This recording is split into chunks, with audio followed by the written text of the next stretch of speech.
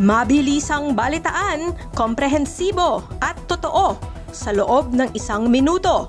Simula na ang Diskurso Tidbits. Romualdez, posibleng makasuhan sa loob ng 6 hanggang 9 na buwan ayon kay Remulla. PBBM nagpasabog. Romualdez at Zaldico maaaring masampahan ng plunder at bribery. Leviste, ibinulgar ang pag-pre-order ng DPWH projects. Guardiola, idinadawit. Mas malala pa umano sa mga diskaya. 7 luxury cars na walang rehistro, nasabat sa Bulacan. Mga driver, arestado. Nationwide sit-down strike lalahukan ng mga guro sa Nobyembre 28. At hustisya, isinisigaw ng pamilya ni Ivan Cesar Ronquillo sa kanyang pagkamatay.